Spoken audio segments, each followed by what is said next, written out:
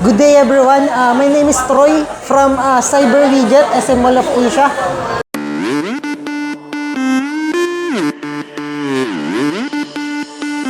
Today guys, itakal ko lang sa inyo yung mga price update tsaka latest unit natin kay Xiaomi.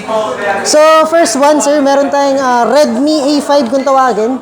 Si Redmi A5, special features nito, nagra-range lang siya sir ma'am ng 3,400 to 4,100. So, dalawang variant meron tayo dito. So, meron tayong 3 gig 64, 3,499 yung price. Then, meron din tayong 128 gig na 4,099. Dito, sir, si A5, camera features na ito pagdating sa back camera. Naka 32 megapixel yung back camera. Then, pagdating sa charger, ginamitan siya ng Type-C na 18 watts fast charging.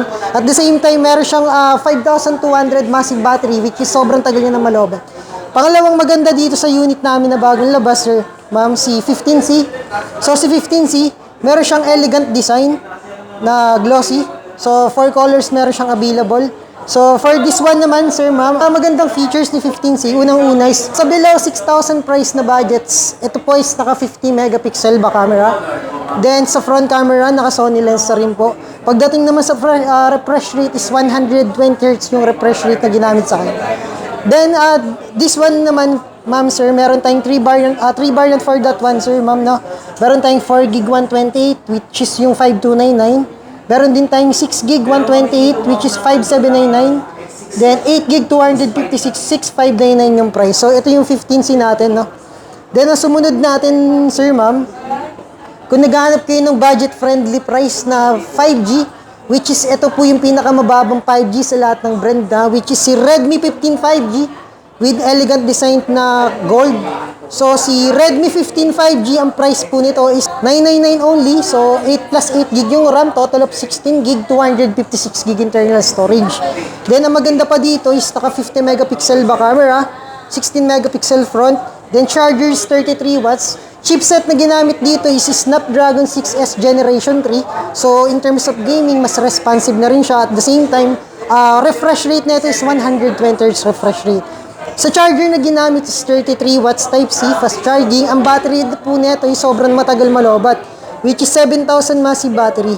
So, in terms of using gaming, so sobrang tagal na po nung using natin pagdating dun sa unit natin.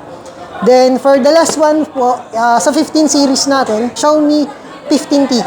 So, si 15T naman, ang special features po nito, unang-una, up to 140 per Hz yung refresh rate niya. At the same time, pagdating sa camera po, ang camera po nito is naka-Leica camera lens po. So, naka-Leica po yung camera lens na ginamit sa kanya. At the same time po, pagdating sa front camera is almost the same lang din naman po siya ng mga ibang ano po, Android. Then, chipset na ginamit dito is MediaTek Dimensity 8400 Ultra. So, si Dimensity 8400 Ultra, most probably sa ibang brand, 8.4 lang po yung chipset. Pero yung Ultra po kasi na yan is customized by Xiaomi po yung Ultra na yan. So, maganda dito sa unit na to, in terms of gaming, supportive siya ng mga game developer, like for multitasking, maganda rin siya. At the same time, sa charger na ginamit is naka 67 watts po yung charger na ginamit sa kanya. Price po nito is 28,999. So, meron kaming price drop promo for this month or next month kung aabot. So, 26,999 na lang po siya.